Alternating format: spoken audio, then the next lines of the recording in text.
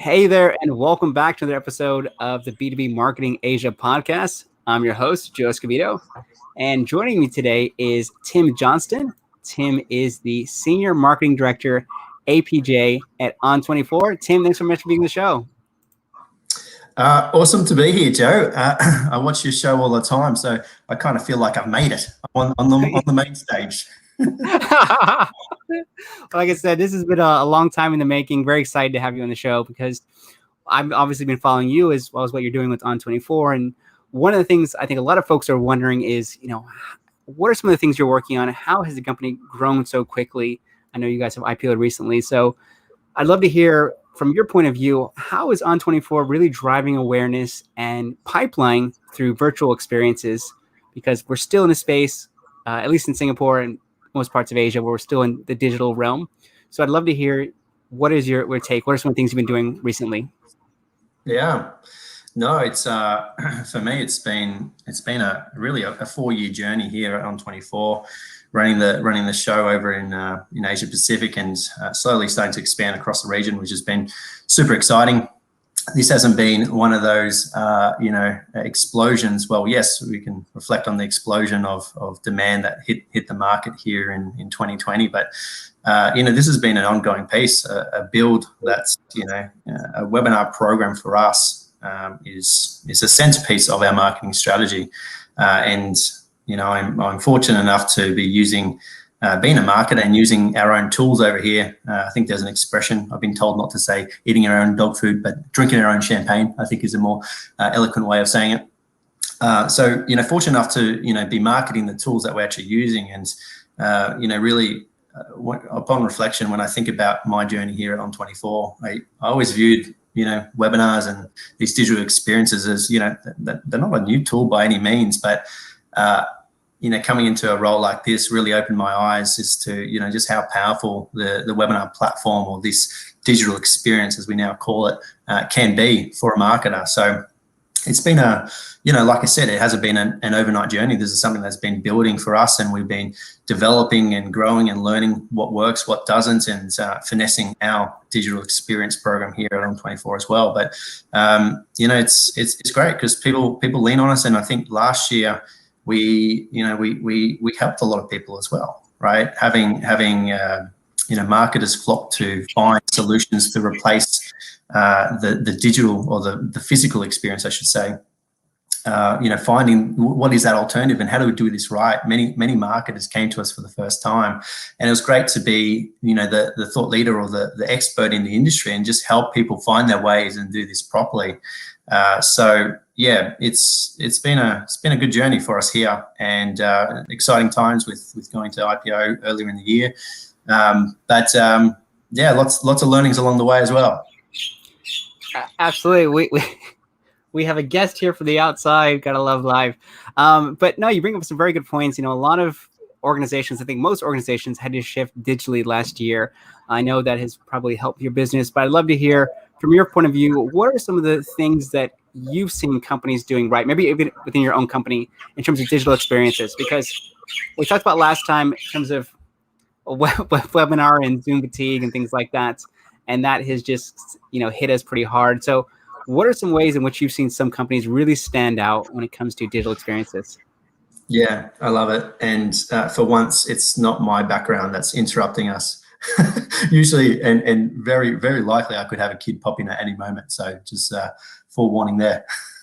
So, what are companies doing? Well, we hear about, I hear a lot, and every webinar that I'm on, I'm hearing, hey, look, how do we get around this digital fatigue thing? This idea of webinar fatigue, Zoom fatigue. We've heard it all, right?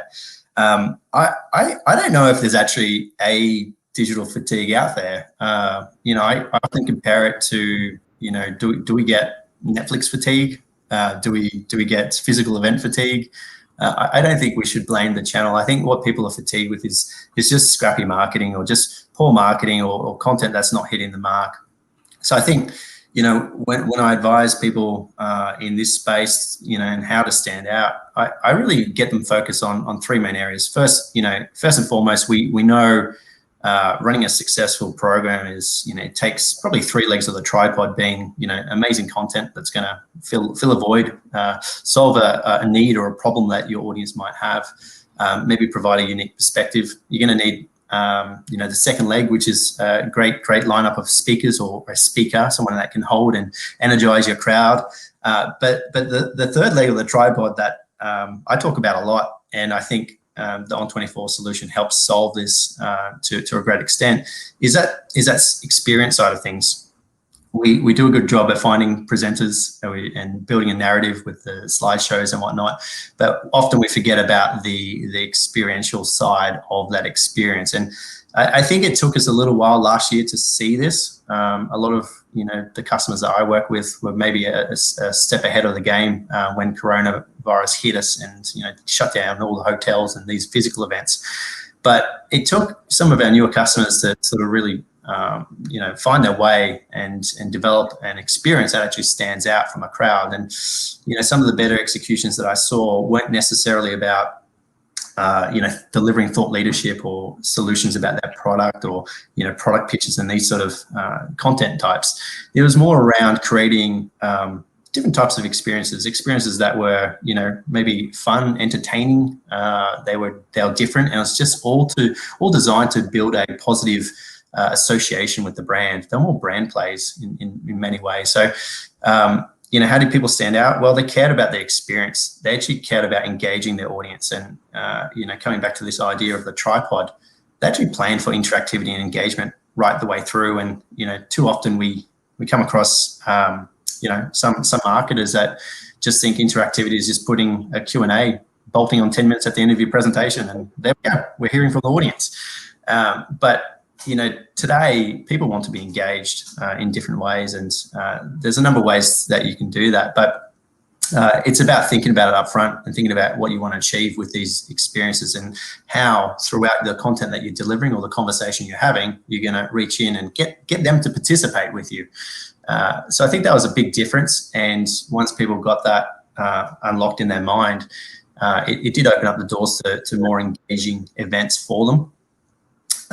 We saw people experiment with different lengths and different types of shows, all sorts of events, from virtual after parties to yoga sessions to God, I saw it all last year. But they were just different ways to stay out front of mind and not necessarily smack somebody over the head with a PowerPoint slide or a piece of thought leadership, but a way that they can just create a connection with their audience and their brand. So, number of examples out there, but I think when a marketer gets back into a corner, creativity starts to flow, and I saw plenty of it last year. Absolutely, very good point. Thank you so much, Tim. We have our co-host here, Shaw, joining us. Shaw brings up a good point. He says, "Yeah, great point. Clearly, no Netflix fatigue. I think for many folks still binge watching their favorite shows." Sean brings up a question I was going to ask you, which is, any specific example on digital experiences you really enjoyed? You mentioned the virtual after parties or yoga sessions. What one that really stood out to you? Yeah, I'm going to share some of the experiences that we created, which I think were quite innovative, at the time. And we're seeing a lot of duplication of these style of events now across our customer base. But, for me, at a baseline level, let's put creativity for a side. I always prefer and lean into more conversational formats. And I think, when brands really reach in and make sure it's a two-way conversation, number one, just like you're doing today, Joe, make the audience feel like they're included, it really hits the mark for me. So the type of events that I like to be at are these more conversational fireside chats, these panel discussions where there's multiple people having a conversation. And I think naturally people tend to hang around for these and engage more during this format because we're used to consuming content in this way. I think we're moving towards an era of a slideless webinar in a way, right? Where we don't necessarily need these 60-page decks to communicate a particular topic. So first and foremost, I think this conversation, there's certainly a rise, and we see them more often, these conversational fireside chats and discussions between people. It's a way we like to consume content. If you even think about the way We watch shows like Oprah Winfrey and Ellen DeGeneres, these sort of shows, they're talk shows, right? And it's just people having a conversation. And I think naturally we've been conditioned over time to enjoy that sort of content. And they do lend themselves to a more two-way dialogue with the audience as well. But what are some of the cool things that we did last year and some experience as well? We really started to think about what was missing from the digital world that, we did enjoy as part of the physical world, right? One that comes to mind is this idea of what we called the after show. And, if you strip it down to the bare bolts, really all this is a Q&A session. But the way we position this, and if you want to see this in make sure you hit me up and I'll send you the link to this. But we have, maybe we deliver a presentation, and then after that presentation, we invite people into an interactive environment, somewhere where they can get to know the backstage or the person behind that presentation. And we really associated this with the idea of, when you get off stage in the real world, what happens, right? Often you're surrounded, well, if you do a good job, you're surrounded by people that want to get to know you and ask questions. You just delivered a keynote or whatever it might be, and they come up and they want to know. They want to understand how they can apply those learnings, or they might have a question they didn't want to raise a hand for. And that sort of intimacy, that environment, kind of was missing in the digital space. So we created this idea of an after show, and it's kind of like a backstage pass where you could have a very conversational, relaxed sort of environment with that presenter. And it didn't have to be about content of the presentation. It could be, what was happening in the background, or, getting to know that presenter. But it was that more intimate sort of style of event that really was quite successful for us last year. And as part of that, part of the experiential design, yes, it was just one person on a webcam, just like we are here today. But around it was this idea of, an Easter egg hunt. People could click on things and download things, or swag giveaways and all sorts of things to make them feel like this was more than just a Q&A session. So that's one example that came to life. And I thought, we need to really start thinking differently about the experiences we create to transport people from, where they are. Now, I'm in my daughter's bedroom right now. But you can take people away to other environments, and it all comes down to how you design that execution. Absolutely, that's a really good point. And I think Sean agrees with us. Really love the examples. Thank you so much. And I think it's a really good point, because you talked about the after show, and I used to do quite a lot of public speaking back when we could go on stage, on physical stage, and I always got swamped by people afterwards asking me questions, because to your point, particularly in Asia, a lot of times they won't want to raise their hand, or they may want to speak up. But a lot of times they're more than happy to catch up with you one-on-one after the session, away from the stage. And that's where the deeper conversations take place. So that's something that I hadn't thought of, and I think it's a really good point. The other thing you talked about was looking at the talk show experience, and you brought up panels and virtual things. That's something we had not really done too much of, which I'm planning on experimenting with. But one thing I look at is, instead of looking at what other brands are doing, I look at what the great talk show hosts are doing. So you mentioned Oprah, obviously, is the pinnacle. I'm a Conan O'Brien fan myself, so I try to see the way he engages with his audience, the way he makes it light and casual, and I've tried to inject some of that into what we're doing with this series. But I think, that's a really good point, because those formats have been around for ages. If you look at Johnny Carson in the US and stuff like that, they're not going to go away anytime soon.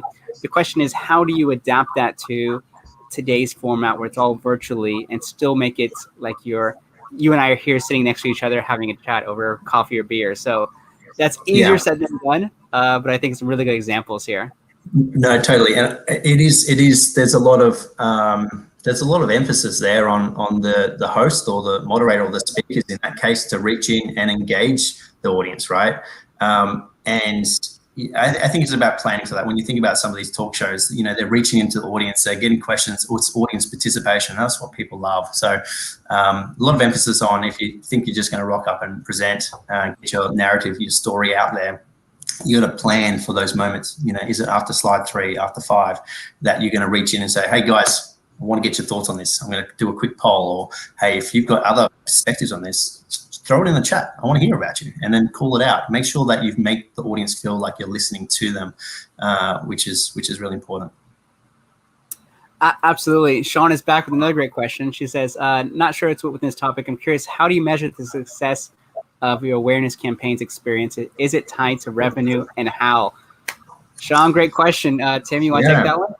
Yeah, look, I think awareness is quite easy for us. I mean, in terms of just the reach that we can drive. But it's not always about building big audiences, and it's not always a brand play for us.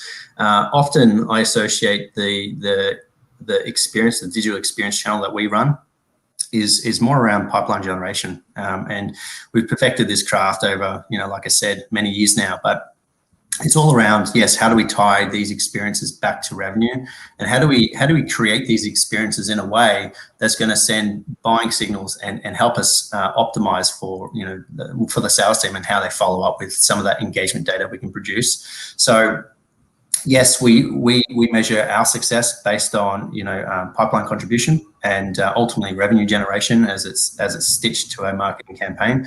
But yeah, that's primarily the goal. But not every webinar we run has a pipeline initiative. We do start thinking around how do we plan a holistic program that is designed to bring people through that funnel.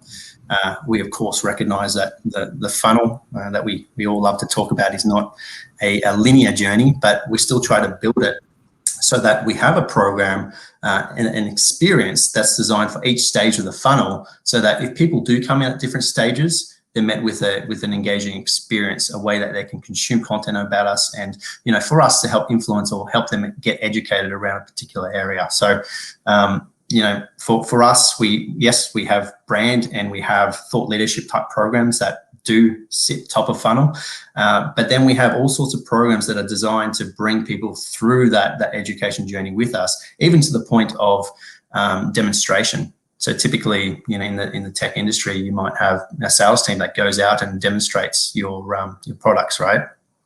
For us, we try to scale that, and we try to make sure that we essentially are taking the time to, educate our audiences before they get to a salesperson, and we're scaling that effort. If it took, our sales team, an hour every day to demo to one particular prospect, how can we scale that and get, 10, 15, 20 people to a demo so that it opens up the door for more strategic conversations, not just showing a product. So lots of different styles of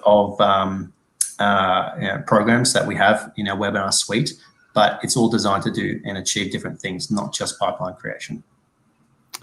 Awesome. Sean says, thanks so much. I'd love to get your thoughts on, because you mentioned there are different activities for, brand awareness as well as pipeline generation, digital experiences. Could you give an example of what one might be for the digital experience to drive brand awareness versus one that might generate in pipeline? Yeah, absolutely. I think ultimately, if it starts at it starts at that sort of awareness phase, and ultimately we want to work them down. But I mean, an example might be we have, for us here at ON24, we target the marketer, and we might put on a trend series. So we might hire or partner with other professionals in the industry to talk about, B2B trends or industry trends that, aren't necessarily talking about how great ON24 is, or the webinars, or our category even. It's all designed to introduce them to our solution. One, by experiencing it through a webinar. That's an advantage that we have. But two, introduce them and connect the idea of marketing and thought leadership with the ON24 brand. So we do a lot of partner style webinars where we connect. You might have seen us around town with different event forums and event companies, or even just other MarTech vendors that we might partner with and have them share some thought leadership. That would be more of an awareness play for us, getting our name out there and associate it with a category of thought leadership that we might be trying to win. Where potentially lower down the funnel, we might have, something that we did maybe a couple of years back was transforming all of our case studies into conversational webinar programs, right? So much like this today, Joe, this sort of interview style, we would invite our customers to share their success over a webinar and record that as an engaging format that then allowed, our audience to ask questions. And that would have a different objective in itself. That was maybe more pipeline orientated than something that was further up the funnel, like a partner event.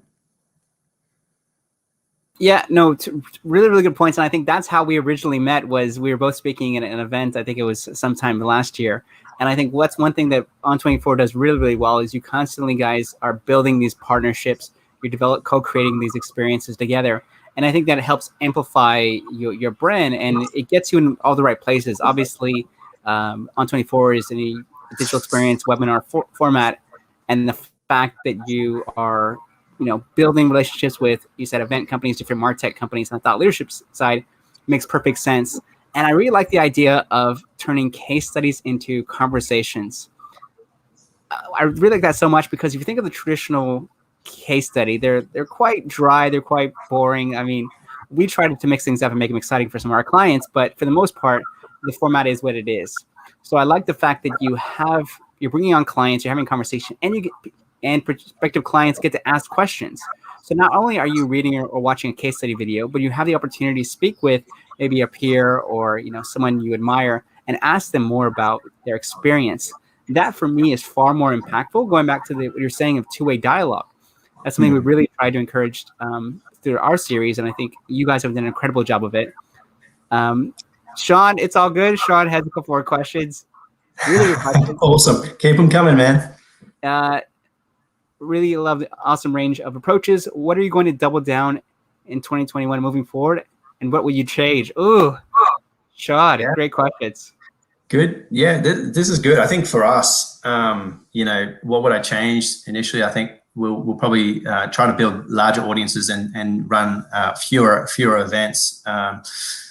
For us, what was working, I think initially, and hopefully we dig into in a little bit, but we built some experiences and we treat each experience as a way to really, we treat it like a canvas, and the strategy is really to find buying signals for us. And we view that, at least when the world has shut down over the last 18 months, it's been difficult for sales to get out and meet some people. And we recognize the fact that, a lot of the selling now occurs within our marketing, and marketers do, own more of that sales journey more than ever now.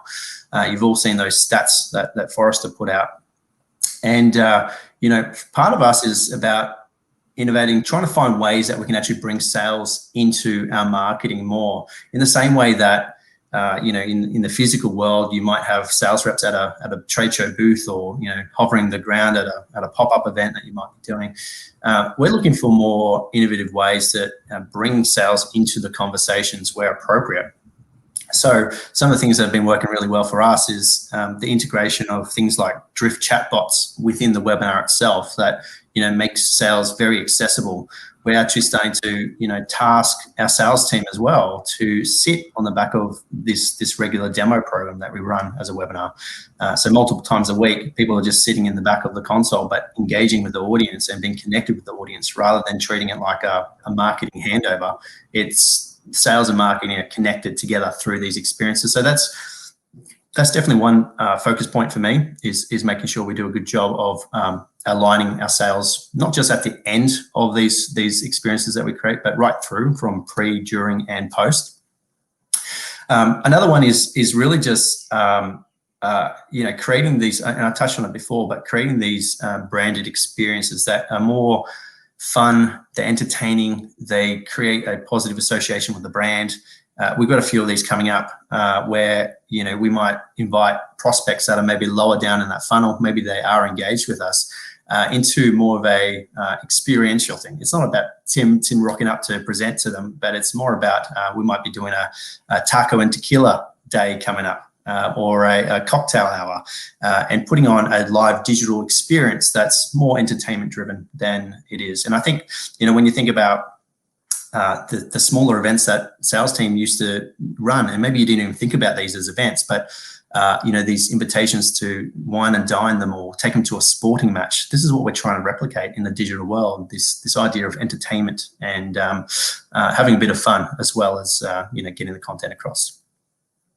Absolutely. I think I can speak on Sean's behalf. I think we're both down for the taco and tequila sessions. Yeah, I have to make sure I'm not moderating that one so I can have a couple of shots as well. Yeah, exactly. But I think it goes back to your point of, like I said, coming at it from a different angle, because one thing I'm constantly talking about is this concept of content plus. Yes, you have the content you want to cover. Maybe it's trends, maybe it's insights, maybe it's forecast predictions. But what can you layer on top of that? So to your point, you talked about, tacos and tequilas, you talked about yoga sessions, but making sure it's tied back to what you're actually doing. So we have done that recently with some of the content we started putting out recently, is looking at. So I did a series on marketing plus historical leaders. So how would Winston Churchill do marketing in 2021? And that really got a lot of people talking. It got a lot of debate within the post itself. So that's something that I think. I'll add on to Sean's point, we're going to do going forward, is seeing how we can create, the content, make sure it's educational, but still make it fun, lighthearted, and something you would actually want to watch versus something you have to sit through. Totally. And the series that I'm referencing here is actually called Experiences That People Love. And the whole point of it is to expose people or our audience to our technology, our platform, but also do something a bit fun, right? So it's about a balance, and not every webinar that you produce has to follow this mold of, okay, so I need to plan a webinar and, here's my content, here's my speaker, and out the door it goes. It's about thinking about how can you do something different and break out, to be a bit creative with it as well, and provide different types of experiences. Absolutely. I'm loving this. Sean says thank you so much as well. I'm sure that folks watching and listening are enjoying this too. If you guys have any questions, let us know. Otherwise, Tim, thank you so much. We really appreciate you coming to the show. Last question is, how can people get in touch with you to find out more about what you do and what you're up to? Yeah, hit me up on LinkedIn, guys. I love making connections in the marketing world. And if you want to follow, I'm always posting about different events and thought leadership around this space. And if you found today interesting, then follow us, and we'll make sure we get connected again. Awesome. Well, Tim, thank you so much. Like I said, it's been an absolute pleasure. I've learned a lot, so I really appreciate you coming on the show and sharing all your insights and experiences with us. Loved it, man. Thanks for having me. Yeah, absolutely. And for everyone watching and listening, please do feel free to share this episode. A lot of really good practical tips in here that your bosses and colleagues, I'm sure, will enjoy. So be sure to share love. Thank you guys so much. Stay safe. Take care. And we'll see you in the next episode of the BB Marketing Asia podcast. Thanks so much, guys. Take care, everyone. Bye.